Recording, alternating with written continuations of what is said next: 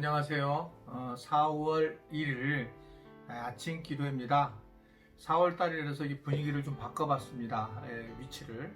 내일 다시 원래 의자로 돌아갈 거고요. 여기는 제 책상 옆에 있는 부분인데, 여기 있는 거는 혹시 아시겠지 모르겠어요. 그리스를 가게 되면 메테오라는 데가 있어요. 요 맨 위가 이제 그 수도원인데 수도사들이 있는 곳인데 그곳에서 이제 수도사들이 수도를 하고 이제 아래 걸어 올라가려면 한 3-40분 걸려요. 근데 이름이 메테오라라고 했던 이유가 선교사님들 얘기로는 유머인데 그 수도사들이 수도는 안 하고 꼭대기에서 차가 몇 대 오나 우리를 찾으러 관광객들이 몇 대 오나 그래서 메테오라라고 그렇게 되었다라고 얘기합니다. 우리 4월 1일 아침 기도에 찬양을 오늘 할게요. 찬양 190장 찬양하겠습니다. 190장 성령이여 강림하사 나를 감화하시고 애통하며 회개할 맘 충만하게 하소서. 예수여 비오니 나의 기도 들으사 애통하며 회개할 맘 충만하게 하소서. 성령이여 강림하사 그 신 권능 주소서. 원하옵니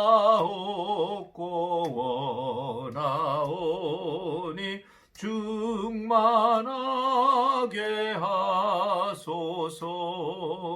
예수여 비오니 나의 기도 들으사 애통하며 회개한 맘 충만하게 하소서. 하나님, 오늘 이 아침 영상 기도에 녹음을 합니다. 녹화를 합니다. 주님, 녹화를 하지만 성령께서 함께 하셔서 이 녹화를 보는 귀한 우리들 지체들이 성령의 기름 부으심을 경험하는 시간이 되게 하시고, 성령님이 세밀하게 말씀하시는 음성을 듣고 영혼의 새 힘을 얻고 하루를 시작할 수 있도록 은혜를 베풀어 주시고 인도하여 주옵소서. 말씀을 만나게 됩니다. 말씀을 잘 들을 길을 허락하여 주시고, 4월 첫째 날인데 우리 4월 달에는 꼭 코로나19가 완전히 해결될 수 있도록 하나님 이 4월 달에 붙잡아 주시고 인도하여 주옵소서. 예수님의 이름으로 기도드리옵나이다. 아멘. 4월 달 우리 주만나 큐티 본문은 누가복음 4장 1절부터 오늘 11절의 말씀까지를 보도록 하겠습니다. 누가복음 4장 1절부터 13절까지. 우리 말씀을 한 목소리로 보겠습니다. 예수께서 성령의 충만함을 입어 요단강에서 돌아오사 광야에서 40일 동안 성령에게 이끌리시며 마귀에게 시험을 받으시더라. 이 모든 날에 아무것도 잡수시지 아니하시니 날수가 다함에 줄이신지라. 마귀가 이르되 내가 만일 하나님의 아들이거든 이 돌들에게 명하여 떡이 되게 하게 하라. 예수께서 대답하시되 기록된 바 사람이 떡으로만 살 것이 아니라 하였느니라. 마귀가 또 예수를 이끌고 올라가서 순식간에 천하만국을 보이며 이르되 이 모든 권위와 그 영광을 내가 내게 주리라. 이것은 내게 넘겨준 것이므로 내가 원하는 자에게 주노라. 그러므로 내가 만일 내게 절하면 다 내 것이 되리라. 예수께서 대답하여 이르시되 기록된 바 주 너의 하나님께 경배하고 다만 그를 섬기라 하였느니라. 또 이끌고 예루살렘에 가서 성전 꼭대기에 세우고 이르되 내가 만일 하나님의 아들이거든 여기서 뛰어내리라. 기록되었으되 하나님이 너를 위하여 그 사자들을 명하사 너를 지키게 하시리라 하였고, 또한 그들이 손으로 너를 받들어 내 발이 돌에 부딪히지 않게 하시리라 하였느니라. 예수께서 대답하여 이르시되 주 너희 하나님을 시험하지 말라 하였느니라. 마귀가 모든 시험을 다한 후에 얼마 동안 떠나니라. 아멘. 우리 주님을 사랑하시는 분들 아멘 하시기를 바랍니다. 집사님 왜 아멘 안 하세요? 이게 이렇게 그리운데 앞에서 이렇게 같이 소통했던 게 우리가 예전부터 신앙생활 하면서 성령에 대한 간절함을 구할 때가 많이 있었어요. 저도 마찬가지고. 그래서 성령을 막 찾고 성령에 대해서 임재로 해서 기도를 많이 하고 그랬던 적이 분명히 있습니다. 그런데 정말 왜 성령의 충만함을 입으려고 할까? 무엇 때문에 그럴까? 사실은 오늘 예수님의 공생애가 시작되는 그런 과정 중에 성령님 앞에서 그 예수님이 도리어 이상한 모습을 보이게 되는 걸 볼 수 있어요. 즉 예수님이 40일간 금식을 하러 나가게 되는데 누가 지금 그 금식을 하는 곳으로 이끌고 또 금식하러 가가지고 마귀에게 시험을 받는데 누가 이걸 일부러 이끌고 갈까? 보니까 오늘 1절에 보면 그것이 누구냐라고 하면 바로 성령께서 충만함을 입어서 40일 동안 성령에 이끌려 나갔다 이렇게 얘기를 하고 있어요. 그리고 그 다음에 마귀에게 시험을 받으시더라 이렇게 하고 마태복음에서는 아예 대놓고 마귀에게 시험을 받으러 성령님께서 예수님을 인도하셨다라고 하는 것을 말씀을 하고 있는 겁니다. 이게 성령님을 우리가 받으면 좋은 일이 있고 기쁜 일이 있어야 되는데 왜 이렇게 성령님이 오히려 예수님을 마귀에게 그 시험을 받게 하려고 데리고 그곳으로 가셨을까? 어떻게 보면 성령님이 예수님을 좋아하지 않으셨을까?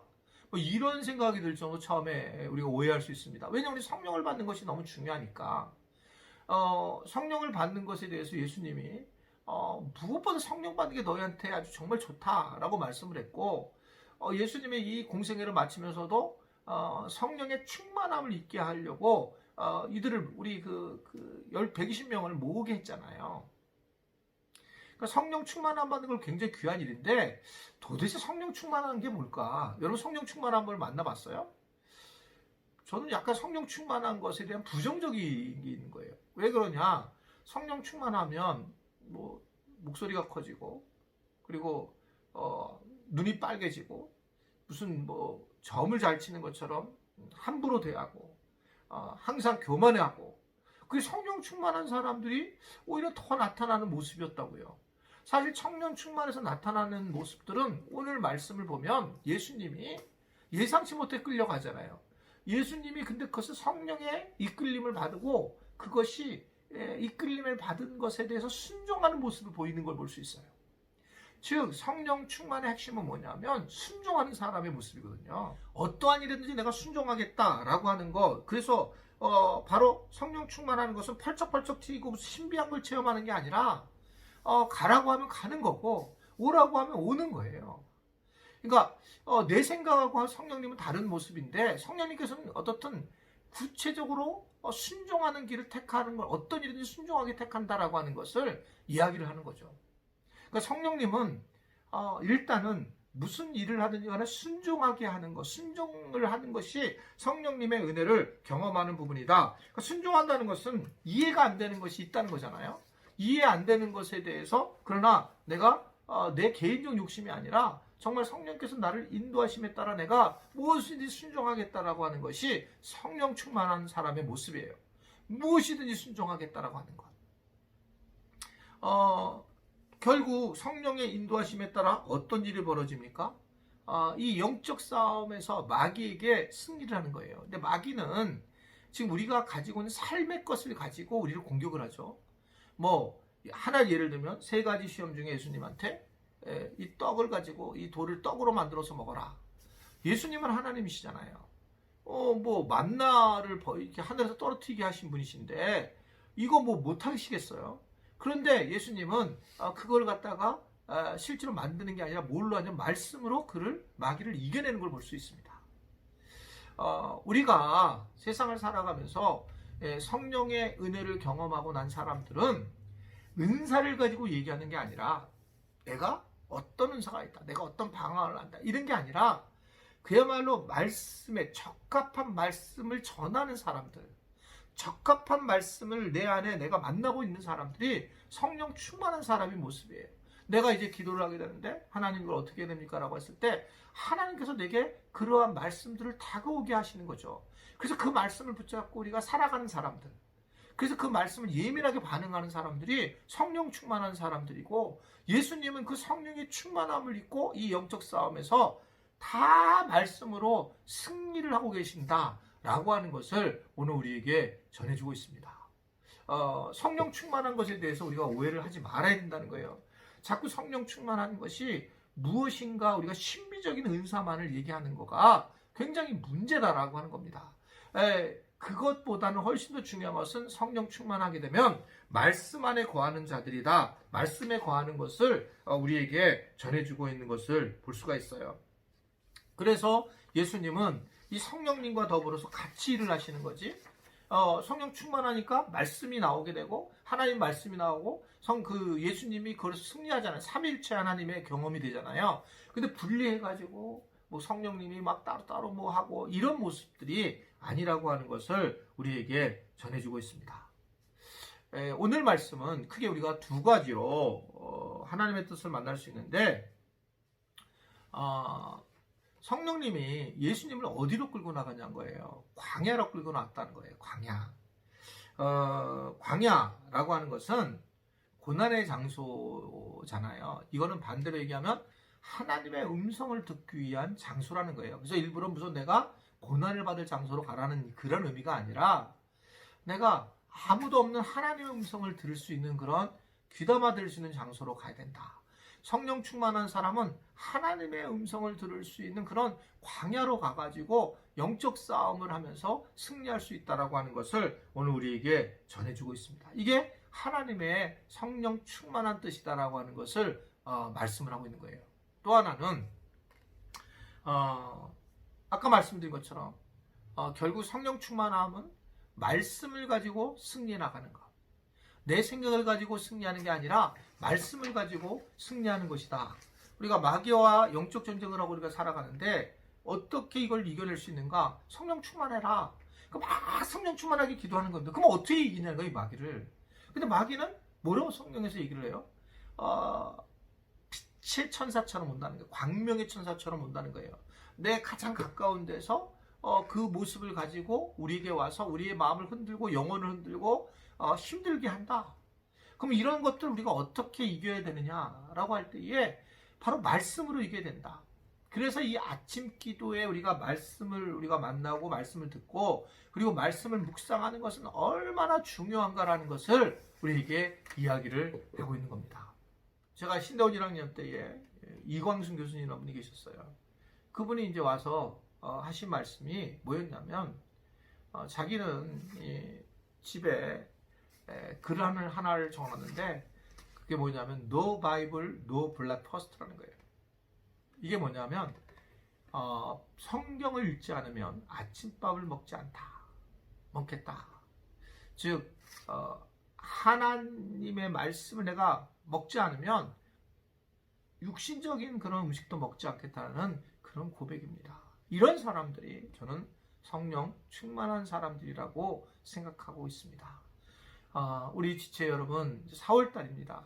그리고 저도 아침 기도회를 어렵게 지금 진행을 하고 있지만 이걸 왜 진행하냐 하면 많은 분들이 새벽 기도보다 더 많이 보고 있기 때문에 그런 거예요. 그래서 결국 이것에 반응하는 걸 보면서 말씀으로 좀 더 살아갈 수 있도록 하면 좋겠다라고 해서 지금 이렇게 아침 기도회를 계속 하고 있는 중입니다.